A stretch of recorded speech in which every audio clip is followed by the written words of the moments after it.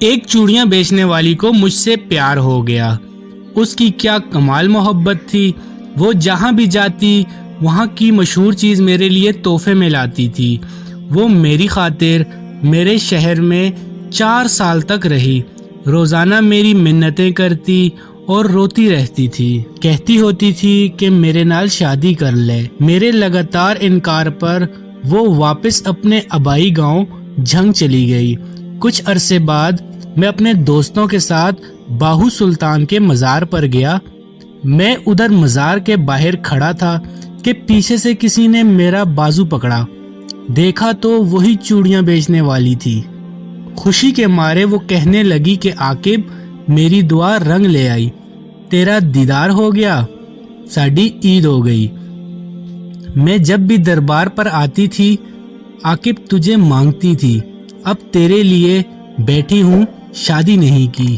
پھر اس کی آنکھوں میں آنسو آ گئے، کہنے لگی بھیک مانگنا، چوڑیاں بیچنا میرا قصور تو نہیں ہے نا، یہ تو میری قسمت کا، میرے نصیب کا قصور ہے، تو سزا مجھے کیوں مل رہی ہے؟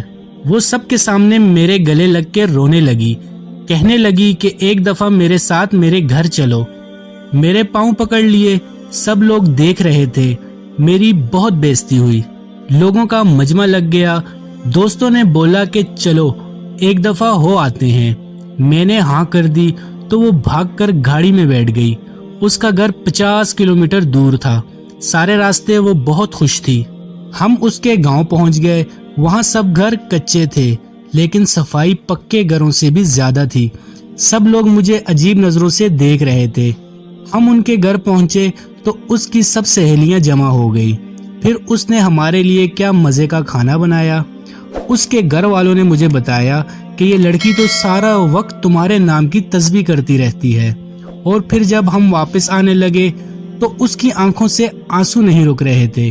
میرے ہاتھ چوم کر کہنے لگی کہ تیرا قصور نہیں ہے، میری قسمت کا قصور ہے جو میں چوڑیاں بیچنے والی کے گھر میں پیدا ہوئی ہوں۔ بڑی مشکل سے ہم سب نے اسے چپ کروایا۔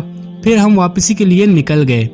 میں کار کے شیشے میں سے دیکھ رہا تھا کہ وہ تب تک دیکھتی رہی جب تک ہماری گاڑی اس کی نظروں سے دور نہیں ہوئی۔ وہ ہماری آخری ملاقات تھی۔ پھر ایک دن میرا اس سے ملنے کو دل کیا تو میں اس کے گاؤں چلا گیا۔ اس کے گھر والوں نے بتایا تمہارے جانے کے بعد وہ بہت بیمار رہنے لگی تھی، کھانا پینا ہنسنا سب چھوڑ گئی تھی۔ ایک دن اس کی موت ہو گئی۔ مجھے اس سے محبت تو نہیں تھی، پر میں آج بھی اسے روز یاد کرتا ہوں اور ہر سال عید کے دن اس کی قبر پر جاتا ہوں۔ ویڈیو اچھی لگی ہو تو اسے لائک اور شیئر کرنا مت بھولیے گا۔ اپنا بہت سارا خیال رکھیے گا۔ اللہ حافظ۔